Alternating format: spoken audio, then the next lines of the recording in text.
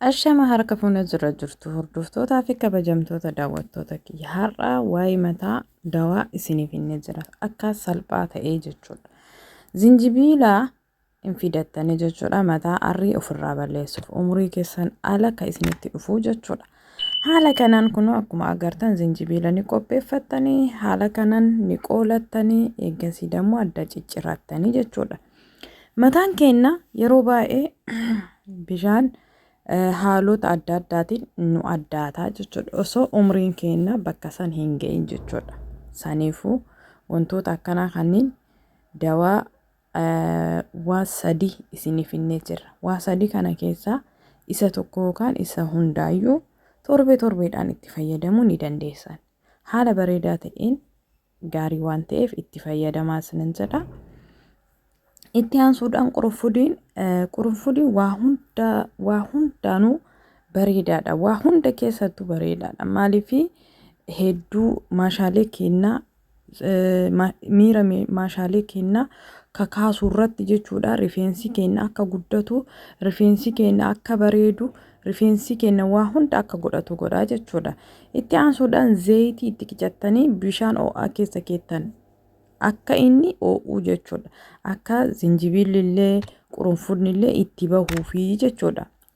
Haala salphaa ta'e kanaan mana keessanitti osoo waa takka baasiin jechuudha. Mana keessanitti waanuma salphaadhaan ofumaa keessanii qopheeffattanii rifeensa mataa keessanii bareechifachuu hin dandeettanii jechuudha. Akkuma agartan mataan keenya arrii ni baasa osoo umriin keenya bakka san hin gahin jechuudha. Saniifuu umriin keenya bakka san osoo hin gahin nama guddaa isin taasisa argitanii arriin keessan jechuudha. Saniifuu wantoota kana balleessuuf waan salphaadhaan mana keessan keessatti jechuudha. Kan haajaa biraatiif bittanii mataa keessan rifeensa keessaniifillee itti fayyadamuu ni dandeettanii jechuudha. Maaliif amma zinjibiila yookaan qufaan isin qabe waan tokkoon bittanii mana fa'aa kaayachuu dandeettan. Qurunfudilleen akkasumatti mana taa'uu danda'a shaayiidhaaf maaliidhaaf jechuudha. Zayitii ka barbaadan fayyadamuu ni dandeettan. Zayitii kokonaatii, zayitii nyaataa, zayitii rifeensa itti fayyadamtanillee ta'uu danda'a. Ka barbaadan fayyadamuu dandeessanii jechuudha. Maaliif sun hin daangessu jechuudha. Rifeensa keessan waan isinitti tolu jechuudha. Saniifuu haala kanaan bishaan keessaa irraa cuunfitanii jechuudha. Zayitii isaa keessaa baastanii rifeensa mataa keessanii jechuudha. Rifeensa hidda mataa keessanii jechuudha. Haala kanaan akka argitan kanatti jechuudha. Maasaaj gootanii hedduu bakka hundaayyuu rifeensa hidda isaa buqqee mataa keessanii keessatti dibdanii jechuudha. Kun asumatti raawwata. Kana itti fayyadamaa isinin jedha. Ka itti aanutti deemnaa jechuudha. Haala kanaan itti fayyadamuu ni dandeessanii. Itti aansuudhaan immoo maalinni jechuun keessan hin oolu. Timira namni hunduu ni beektan. Timira kana nyaannee gannaa jechuudha. Biyya Arabaa warri jirtan fa'aa warri biyya Arabaa jirtan salphaadhaan argachuu ni dandeessanii jechuudha. Timira kana jechuudha. Timira irraa mataa adii balleessuu ni dandeessanii jechuudha. Haala akkamiitiin balleessuu dandeenya yoo jettan akkuma agartan timira keessan haga barbaadanii qopheeffattanii jechuudha. Haala bareedaadhaan ibiddarratti ni shiddanii jechuudha. Ibiddarratti akkuma nama akaawutitti akka futanii jechuudha. Haga inni gurraachatutti jechuudha. Gurraacha ta'ee bakka haga kunoo maal jeesni hima. Kasala biyya keenyaan beetanii akka saniititti gurraachatu qaba. Maaliif akka isinii daakamuuf jechuudha. Isinii galee isinii daakama gizee inni gurraachatee jechuudha. Haala bareedaadhaan teemirri bareedaadha mataadhaaf jechuudha. Rifeensa mataa keenyaatiif bareedaadha jechuudha. Rifeensa keenya arrii maleeyyuu waa hedduu fi bareedaadha jechuudha. Saniifuu itti fayyadamaa jechuudha. Isin hin darbiin wantoota nuqu isinii qopheessinu hundinuu jechuudha. Wantoota ofii keenyaa fayyadamnee argine nuuf tolee isiniif erginu jechuudha. Kanneen keessaa ka barbaadan mataa keessaniif ka isinii fayyadu itti fayyadamuu ni dandeessanii jechuudha. Namni tokko zayitiin mataa irratti dhaabatu fa'aa warra didu warroota mataa keessan argitanii goggogu warroota mataan keessan bakka haala bareedaa hin taane yookaan immoo kishin wanna jechuun gogaa ka ta'e jechuudha. Wantoota kanneen yoo fayyadamtan haala salphaadhaan mataan keessan rifeensi keessan isinis irraa'uu danda'a jechuudha. mataa jedhaa dubbataa jira garuu dhiifama naa godhaa rifeensa mataa keenyaa jechuudha. Rifeensi mataa keenyaa ka haala bareedaadhaan akka isin ta'u yoo barbaaddan kunoo kanneen itti fayyadamuu ni dandeessan. Haala kanaan kunoo teebirrii isin argitan kun gurraachatee jira jechuudha. Kazaan maal gootanii maashina keessan yookaan mooyyee keessanitti keessa seensistaniitumaan intumtanii jechuudha. Haga inni duqeetii ta'utti yookaan sirriitti daakamutti jechuudha. Daaktanii jechuudha. Eega daaktaniin booda haala kanaan jechuudha. Sirriitti daakuu qabdan akkii argitanii mi'aan isaa akka ba'uuf jechuudha. Jechuun wanta tokko argitanii wayita bullaa'e zayitii yoo itti gootan zayitii isaa wajjin akka itti inni ba'uu jechuudha. Itti bahaa argitanii saniifuu haala kanaan daaktanii eega geessitaniin booda maal gootanii zayitii fidattanii zayitii itti naqattanii jechuudha. Zayitii itti naqattan.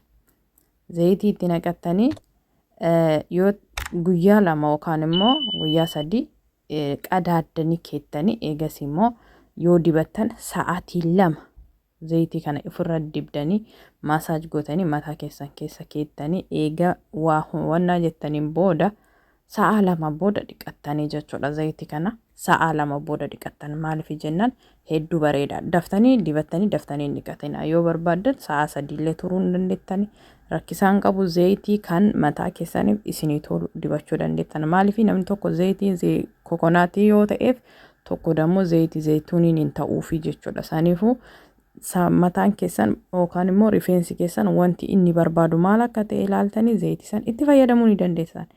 Itti aansuudhaan immoo waan biraa isiniif hin jira. Wanti kunillee qurunfuudarraa hojjetamaa jechuudha. Wantoonni kunniin hundinuu wanta rifeensa keenya kan addaate yookaan immoo kan bareedu didee kan argitanii mataan keenya bakka osoo sa'aatiin keenya hin gahin osoo wanna hin ta'in isinitti dhufuu jechuudha. Wantoota kanneen itti fayyadama.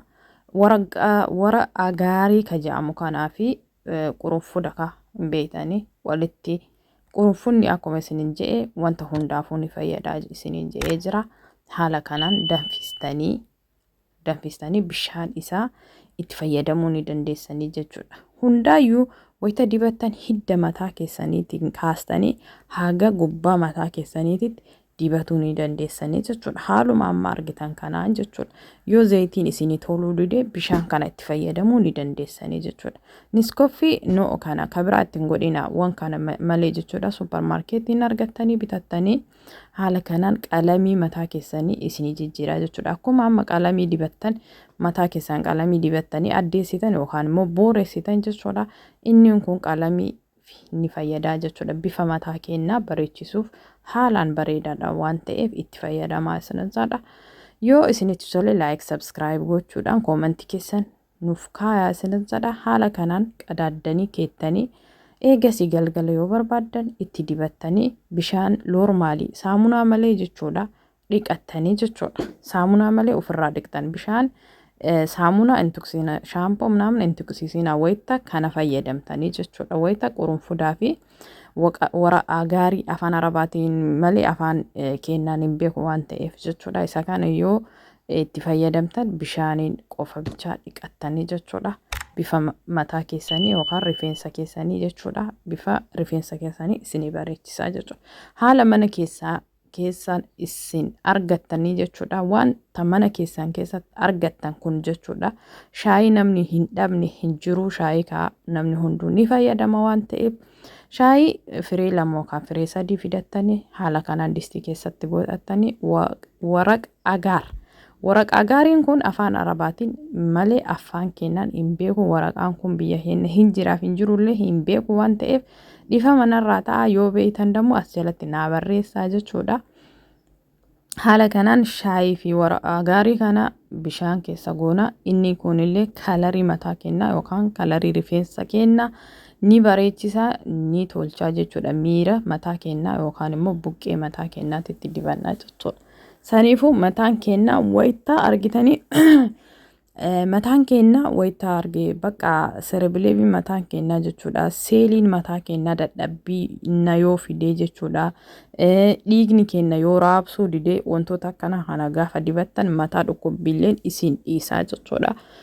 Yoo mataa dhukkubbiyyuu ka qabaattan taate mataan dhukkubbiin isinirraa deemaa jechuudha. Kokonaat ooyilii itti naqattanii isa kana jechuudha. Egaa bishaan shaayii fi waraqaa gaarii danfistanii geessitanii xiqqoo qorree jedhee zayitii kana itti fayyadamtanii jechuudha. Sinigalee zayitii kana dammoo kokonaat zayitiin kuni normaalii kan nyaataaf argitanii kan nyaataaf fayyadamu ta'uu qaba. Wanta nyaataaf garaa keenya keessa seenu ta'uu qaba zayitiin gizee fayyadamtan. Zayitii keemikaala qabu hin fayyadaminaa. Zayitiin keemikaala qabu mataa keenyaaf rifeensa keenyaaf gaarii miti waan ta'eef wantoota mana keessatti garaa keessanitti nyaattan kanniin yoo rifeensa mataa keessanillee itti dibattan itti godhattan mataan keessan ni bareedaa jechuudha. Akkuma wayita nyaattan furdattan yookaan immoo bareeduma fuula keessaniif qaama keessaniitti fidu kunis mataa keessaniif hedduu bareedaa waan ta'eef wantoota kanneen itti fayyadamuu keessan hin dagatinaa isinin jedha. Waan nu hordoftaniif galatooma. Haga sagantaa biraa isiniif finnee dhufnutti asumaan nagaatti isinitti dhaamna. Yoo isinitti tole like, subscribe, share gochuu keessani nu gargaaraa isinin jenna. Viidiyoo biraatiin wal agarra.